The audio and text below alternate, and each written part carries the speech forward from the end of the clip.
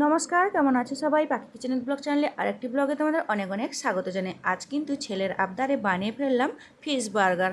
তো chicken burger খেতে চাইছিল, তো বাড়িতে আমি চিকেন নেই, তো তাই জন্য মাছ ছিল। তো এটা কিন্তু মাগুর মাছ। তো মাগুর মাছটাকে আমি প্রথমে সেদ্ধ করে নিলাম নুন দিয়ে। তারপরে এখানে মাছটার কাঁটা বেছে একটা প্লেটে নিয়ে নিয়েছি, আর একটা প্লেটে বিস্কুট গুঁড়ো, আর এইখানে দেখো ডিম একটা নিয়ে নুন নিয়েছি সামান্য, আর এখানে আলু সেদ্ধ করে নিয়েছি, আর পেঁয়াজ, রসুন, আদা আর কাঁচা লঙ্কা নিয়েছি। এবার একে একে আমি ওই মাছ যে সেদ্ধ করে রেখেছিলাম ওর মধ্যে গুঁড়ো মশলা দিয়ে দিব। হলুদ গুঁড়ো, লঙ্কার গুঁড়ো, ধনে গুঁড়ো, গরম মশলা গুঁড়ো আর জিরে গুঁড়ো দিয়ে দিলাম। এবার এর মধ্যে দিয়ে দিব একটুখানি আমচুর পাউডার।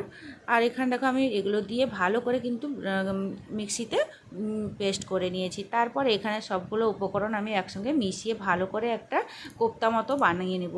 তো ভালো করে মেশানো হয়ে গেছে। এবার আমি কয়েকটা ভাগে ভাগ করে নিচ্ছি, কারণ যটা আমি ব্রেড বার্গার বানাবো, তো তাই জন্য আমি সেভাবে বড় বড় সাইজের কিন্তু বানিয়ে নিয়েছি। এবার এইভাবে আমি গোল করে নিব, আর যেরকম শেপে তোমরা দিতে চাও দিতে পারো। তো এখানে আমি এইভাবে গোল করে 5 পিস নিয়ে নিয়েছি। এভাবে একটা ডিমের মধ্যে, ডিমের যে গোলাটা করে রেখেছিলাম ডিমের মধ্যে ডুবিয়ে, এবার বিস্কুট যে গুঁড়ো করে রেখেছি ওই বিস্কুট গুঁড়োর মধ্যে এইভাবে ডুবিয়ে কিন্তু বিস্কুট গুঁড়োটা উপর থেকে এইভাবে কোট করে নিতে হবে। আর এদিকে তেলও গরম করতে বসিয়ে দিয়েছি, তেলও গরম হয়ে গেছে। ব্যাস বিস্কুটটা ভালোভাবে কিন্তু মাখিয়ে নিয়েছি উপরে। এবার আমি গরম তেলের মধ্যে ওই বার্গারের যে টিক্কাটা, ওই ফিশ টিক্কা, ওইটা ভেজে নিব।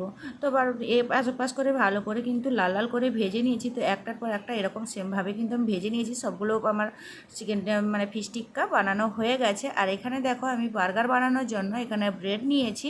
তো ব্রেডগুলোকে এইভাবে আমি তো কেটে নিব মাঝখানে। তো এরকম বড় বড় সাইজের ব্রেড নিতে হবে বার্গার বানানোর জন্য। তো সেই জন্য আমি এখানে বড় বড় সাইজের ব্রেড নিয়েছি, তারপরে মাঝখানে কেটে দিলাম। আর এখানে কড়াইও বসিয়ে দিয়েছি, কড়াইতে অল্প একটু বাটার দিয়ে বাটারটাকে ভালো করে মিশিয়ে নিয়েছি পুরো কড়াইটিতে।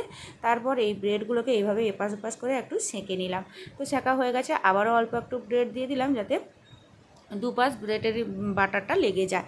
তো যাই হোক, এবার ব্রেডগুলো ভালোভাবে সেঁকা হয়ে গেছে। এবার ব্রেডের উপরে আমি দিয়ে দিলাম মেয়োনিজটাকে দিয়ে এইখানে, আর এটা কিন্তু ব্রাউন কালারের মেয়োনিজ দিয়েছি। তো মেয়োনিজটাকে দিয়ে এইভাবে ব্রেডের সঙ্গে মিশিয়ে নিলাম, মিশানো হয়ে গেছে। তারপরে এই মধ্যে কিছু আমি সাদা মেয়োনিজটাও দিয়ে দিলাম। তো মেয়োনিজটাকে দিয়ে আবারও ভালো করে মিশিয়ে নিয়েছি।